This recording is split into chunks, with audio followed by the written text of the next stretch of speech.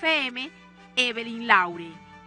Estábamos acá ya en plática con otro de nuestros distinguidos invitados porque fluyen los argumentos para ponerlo a la consideración de todos ustedes, y en este caso don Héctor González Araúz, amigos televidentes y radio escucha, amigas también, está don Alberto Quiroz Bonet para hablarnos de un tema muy puntual. Efectivamente, él nos viene a hablar sobre fotografía y diseño gráfico en el marco jurídico del derecho de autor. Tema muy interesante, sobre todo para aquellos que nos gusta escribir o nos gusta componer. A ver qué orientación nos da el licenciado Quiroz Bonet. Mira, en estos momentos, cuando tú estás viendo que todo el mundo tiene una cámara fotográfica a través de un celular, es muy importante que hablemos de derecho de autor, porque de alguna manera nosotros tenemos acceso a pensar que el tipo de fotografía que estamos tomando en un momento determinado tiene una serie de derechos y no estamos muy distantes de que eso sea una realidad.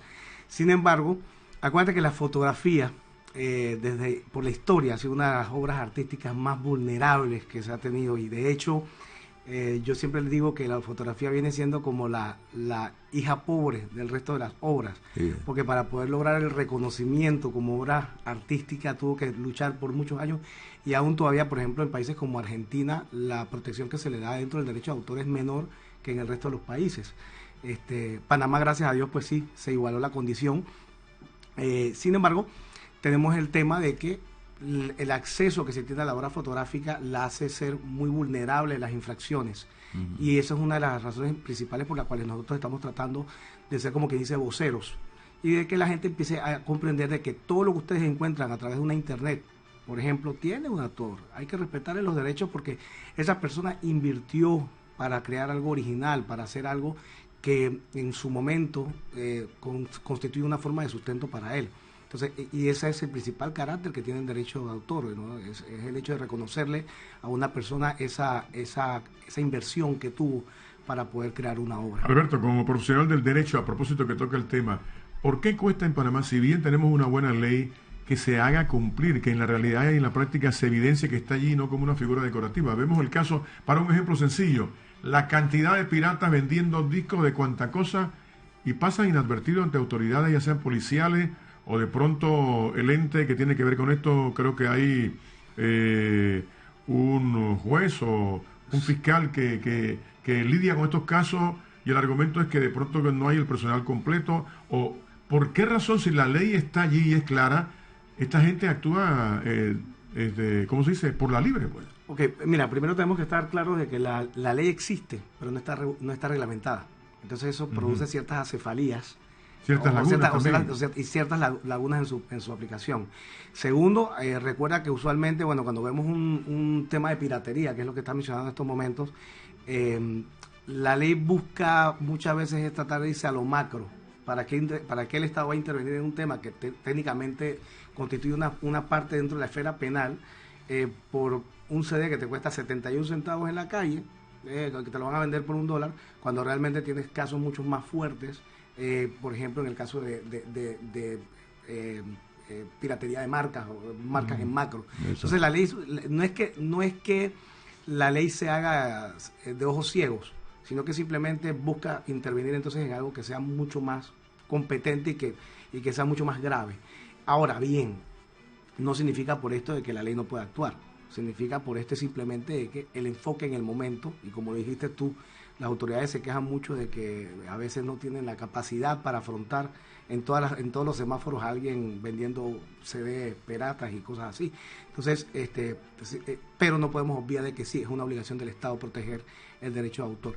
Lo otro también que es importante es que muchas veces la infracción del derecho de autor tiene la arista de ver a quién se le dirige, porque si bien es cierto, el que está vendiendo la obra en la calle lo infringe, la autoridad se lo retira.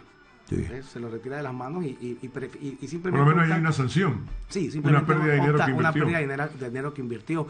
Sin embargo, la autoridad no se va más allá, que es lastimosamente ir a quién infringió los derechos de copia de esa obra. Ahí sí hay un tema muy eventualmente. Se han dado casos muy emblemáticos de esto, de que se ha perseguido justamente la raíz del problema. La raíz del problema. Aquel que está potenciado con equipos muy sofisticados y que de pronto tiene un núcleo de personas que salen a vender. Exactamente. Y además de eso, nos duele esa realidad, porque he conversado con autores y me dicen, mira tú, mientras estamos pasando la de Caín, esta persona viene sin esfuerzo y creatividad alguna, oferta esto y es un negocio que registra muchas ganancias. Sí. Fíjate que, por ejemplo, nosotros escuchábamos hace unos meses atrás el tema de los DJs. Y el tema de los DJs quejándose de que que se les había colocado una serie de temas impositivos con relación a cuando ellos agarraban y tocaban música en las discotecas y demás. Y era claro, estaba pasando mucho de que cuando tú estabas en una discoteca ellos grababan un CD completo con todo el mix y eso lo vendían. Entonces, claro está, el autor de esas obras, que invirtió en un estudio, que hizo movió todo este engranaje para poder tener una obra protegida, quedaba simplemente dejando de generar por ese tema de que todas sus obras quedaban metidas en un CD y pues obviamente no se iba a vender el de él.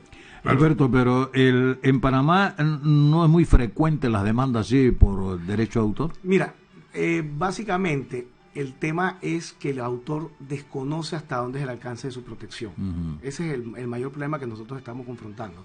La mayoría de las personas piensan pues simplemente que vamos a ceñirnos, por ejemplo, en el tema de la fotografía. Sí. Tomaste una fotografía y para un cliente que te contrató para una sesión. Entonces tú piensas que porque el cliente te pagó por la sesión, y creo que la mayoría de los fotógrafos han escuchado esa frase de yo le pago a usted por esta sesión, por lo tanto yo tengo los derechos sobre la fotografía. No hay nada más distante de eso. Lastimosamente el derecho de autor en temas de contratos de servicios en particular, lo que se llama el freelance, cuando no hay una subordinación jurídica, no se cede. Entonces ese contrato que se realiza, ya sea verbal o ya sea por escrito, tiene que ser muy específico, y la única manera que se sobreentienda de que hay una cesión de derechos es que yo lo diga formalmente. De lo contrario, hay derechos que son irrenunciables por parte del autor. Entonces ahí vienen problemas mucho más fuertes. Por ejemplo, le tomé una foto a una quinceañera, vino la mamá, la subió al Facebook, entonces ahí viene un derecho de comunicación al público que le corresponde al autor, y que si el autor no lo autorizó, pues obviamente empiezan los pactos de no agresión. Ahora, el problema no es cuando tomaste una foto exitosa, el problema es cuando tomaste una foto que no te fue bien, por ejemplo, y la persona la subió. O vamos a otro punto más grave. Tenemos redes sociales, por ejemplo, que permiten modificación, como el Instagram.